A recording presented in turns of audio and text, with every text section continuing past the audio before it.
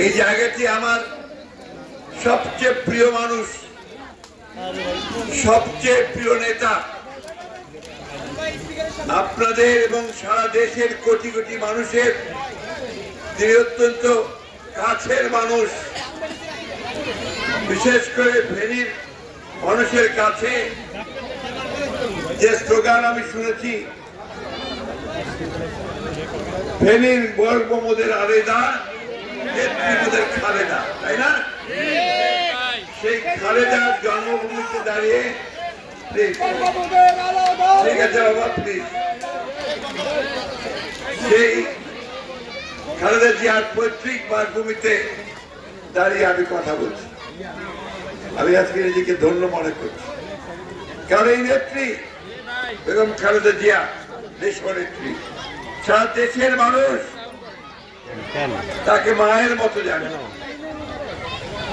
এই নেত্রী সারা দেশের মানুষকে, এই বাবা প্লিজ প্লিজ, এই নেত্রী সারা দেশের মানুষকে গণতন্ত্রের অধিকার আদায় করে দেওয়ার জন্য সারাটা জীবন তিনি সংগ্রাম করেছেন, লড়াই করেছেন।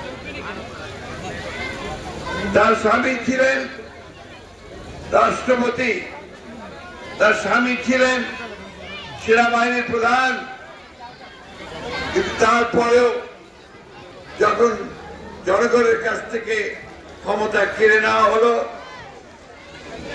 স্বৈরাচারী এরশাদ যখন স্বৈরাচার শাসন ব্যবস্থা চালু করলো, তখন তিনি এই যে আজকে এখানে বসে আছেন আনি সাহেবরা, জয়নাল সাহেবরা, শামসু সাহেবরা, মজুর সাহেবরা, এই আমাদের সালাম সাহেব, আমাদের জানু, আমাদের শিবর বিশ্বাস সকলকে নিয়ে এবং ঢাকা সারা দেশের তরুণদেরকে নিয়ে তিনি আন্দোলন করেছেন, সংগ্রাম করেছেন, দীর্ঘ 9 বছর রাস্তায় থেকেছেন। এরপরে আমি ইতিহাস বর্ণনা করবো না, সব জানেন। সরকারে এসেছেন, সরকারে এসে তিনি গণতন্ত্রকে প্রতিষ্ঠা করবার জন্য তিনি পার্লামেন্টারি ফর্ম অফ গভর্নমেন্ট সংস্কৃতি গণতন্ত্র করেছেন। তিনি দেশের মানুষের কাজ করার জন্য, বিশেষ আমার সামনে মহিলারা আছেন, আমি অনুরোধ করবো একটু আপনার যদি সামনে একটু বসে যান বা দেখতে দেন একটু প্লিজ।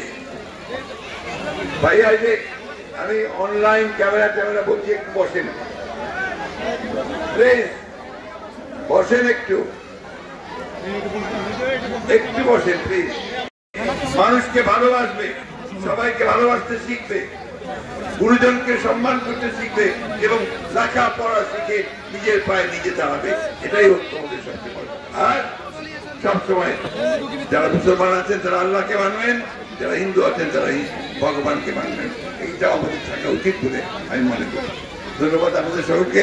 আবারও দেশনেত্রী বেগম খালেদার পক্ষ থেকে, তারেক রহমানের পক্ষ থেকে আমি আপনাদেরকে শুভেচ্ছা জানাচ্ছি। আলহামদুলিল্লাহ, আসসালামু আলাইকুম। আমাদের মাননীয় মহাসচিব আমাদের সভামঞ্চের দিকে এগিয়ে আসছেন, আপনারা সবাই দাঁড়িয়ে ওনাকে করতালির মাধ্যমে ওনাকে অভিবাদন জানান। সম্মানিত নেতৃবৃন্দ, আমাদের অন্য কোনো লোক ঢুকবেন না, এটা আমাদের সম্মাননায়ক রফিকুল আলম মঞ্জুর নির্দেশ। সম্মানিত নেতৃবৃন্দ, আমাদের মাননীয় মহাসচিব অভিসম্বাদিত নেতা মির্জা ফখরুল ইসলাম আলমগীর স্যার আমাদের মঞ্চের দিকে উপস্থিত হচ্ছেন। আপনারা সবাই অভিবাদন জানিয়ে তাকে সুস্বাগতম জানান। সুস্বাগতম। জাহাঙ্গীর ভাই, আপনারা পিছনে আমরা ফুটেজটা নিতে পারি। সম্মানিত নেতৃবৃন্দ উপস্থিত, কোমলমতি ছাত্রছাত্রী ভাইরা, আপনারা আমাদের মাননীয় মহাসচিব মির্জা ফখরুল ইসলাম আলমগীর স্যার আমাদের সভা মঞ্চে এসে বসেছেন। আপনারা এটা কিছু তারা নিয়ে এসেছেন, বন্যার সময় ক্ষতিগ্রস্ত হয়েছে, এগুলো তাদেরকে দেওয়া হবে। কিছু টিনের ব্যবস্থা করেছেন, যে ঘর পড়ে গিয়েছে সেই টিনগুলো দেওয়া হবে। এইভাবে আমরা বিরোধী দলের থেকেও শত নির্যাতনের মধ্যেও আমরা কিন্তু চেষ্টা করছি আপনাদের পাশে। আল্লাহর কাছে হাজার শুকরিয়া, আল্লাহ মেহেরবান। এইখানে এতদিন ধরে যারা আপনাদের অত্যাচার করেছে, নির্যাতন করেছে, আওয়ামী লীগের সেই দস্যুরা আজকে পালিয়ে গেছে, তাই না? কে পলাইছে?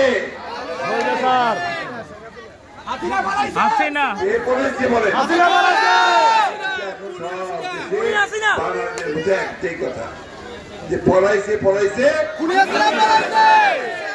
তাই না? কেন পালিয়েছে? দেশের উপর এত অত্যাচার করেছে, এত নির্যাতন করেছে, এত মানুষ মেরেছে, ছেলেদের বাচ্চাদের মেরেছে, যার ফলে আজকে তাকে দেশের মানুষ তাড়িয়ে দিয়েছে, তাই না? তো আমি বক্তব্য এখন বাড়াবো না, রাজনৈতিক বক্তব্য আমরা জনসভায় দেব। আমি শুধু আপনার কাছে একটি অনুরোধ করবো, আপনারা এমন একটা মাটির মানুষ যে মাটি সব সময় অন্যায়ের বিরুদ্ধে কোনদিন মাথা নত করে নাই। অনেক হয়েছে, আমি জানি, অনেকের উপর নির্যাতন করা হয়েছে, বাড়ি ঘর দখল করে নেওয়া হয়েছে, ব্যবসা দখল করে নেওয়া হয়েছে, সেটাই করেছে। আজকে আমার সেখান থেকে অশেষ রহমত, আমাদের ছাত্র জনতার উত্থানের মধ্য দিয়ে আমরা সেখান থেকে বেরিয়ে আসি।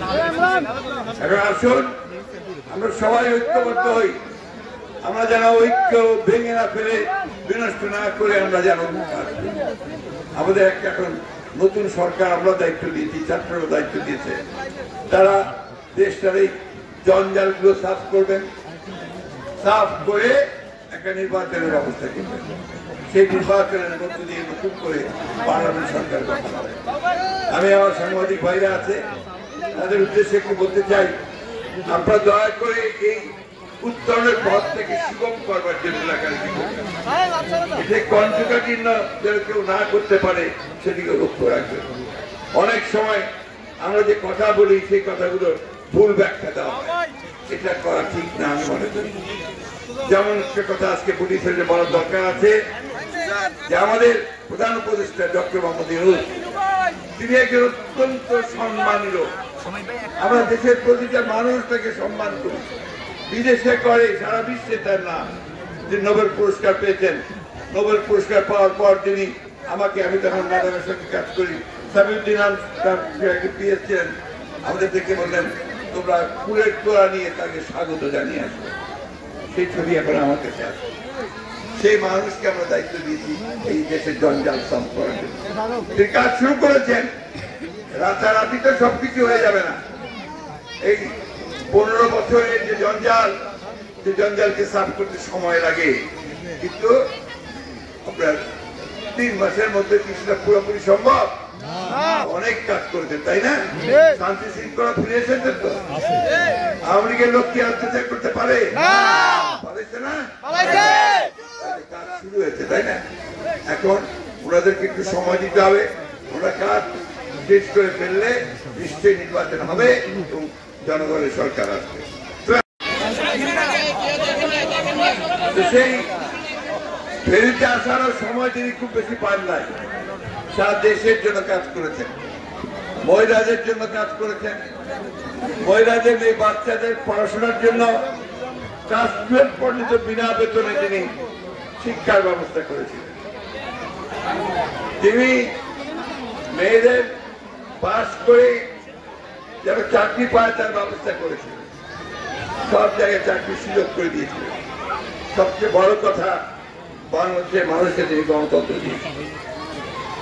এর ফলে ইতিহাস আপনারা জানেন যে আওয়ামী লীগ সরকার ক্ষমতায় আসার পরে তার নাম মিথ্যা মামলা দিয়ে তাকে জেলে পাঠিয়ে দেয়। আপনারা চিন্তা করতে পারবেন না তিনি কি কষ্টে সেই জেলে ছিলেন। তাকে একটা ছোট্ট একটা ঘরের মধ্যে, স্যাঁতসেঁতে একটা ঘরের মধ্যে আটকে রাখা হয়েছিল। সেখানে ইঁদুর চলাচল করতো, তিনি ঘুমোতে পারতেন না, তাকে ভালো করে খেতে দেওয়া হয় নাই, তার খাওয়ার মধ্যে সমস্ত পুরনো খাবার দিত, যার পরে তার অসুখ হয়ে যায়, আপনারা সেটা জানেন। কিন্তু তারপরও তিনি কখন মাথা নত করেন। মাথা নোয়াননি, 6 বছর জেলে কাটিয়েছেন, এখনো তিনি কিন্তু মাথা উঁচু করে দাঁড়িয়েছেন এবং সকল বলছেন আমি গণতন্ত্রের জন্য আমার জীবন শুরু করি। আজকে আসার আগে গতকাল তার কাছে গিয়েছিলাম, তাকে বললাম যে আমি ফেনী যাচ্ছি, আমি ফুলগাজী যাব। তিনি বললেন তুমি তাদেরকে আমার ভালোবাসা শুভেচ্ছা পৌঁছে দিই। আমি এসেছি আপনাদের কাছে বেগম জিয়ার, আপনাদের নেত্রী খালেদা জিয়ার, আপনাদের গর্ব খালেদা জিয়ার সেই শুভেচ্ছা ভালোবাসা পৌঁছে দিতে। আপনার দোয়া করবেন, তিনি খুব অসুস্থ, তার চিকিৎসা হয়নি, সেই চিকিৎসার জন্য আমরা চেষ্টা করছি তাকে বিদেশে পাঠিয়ে দেওয়ার জন্য। হয়তো বা খুব অল্প সময়ের মধ্যেই তিনি ফিরাতে যাবেন চিকিৎসার জন্য। আপনি শুনলে খুব খুশি হবেন, গতকাল তার বাসায় সেনাবাহিনীর সিজিএস এবং আরো প্রায় 7-8 জন বড় বড় কর্মকর্তা তারা গোটা সেনাবাহিনীর প্রধানের দাওয়াত দিয়ে তার বাসায় গিয়েছিল। তার বাসায় গিয়ে তাকে দাওয়াত করেছে যে আগামীকাল যে সশস্ত্র বাহিনী দিবস হবে সেখানে তিনি যেন উপস্থিত থাকেন। আমরা সব সময় গল্প করি, রানু বলে যে ফেনীর নেত্রী, আমি বলি শুধু ফেনীর নেত্রী বললে হবে না, তিনি দেশের নেত্রী, এই জন্য তার নাম হচ্ছে দেশের নেত্রী। আপনারা এই বন্যার সময় অনেক কষ্ট করেছেন, এবার খুব কষ্ট করেছেন। আপনাদের ছেলে যে বজনো, সে আপনাদের এখানে এসেছে, ঘন ঘন বারবার এসেছে, চেষ্টা করছে আপনাদের পাশে দাঁড়াবার।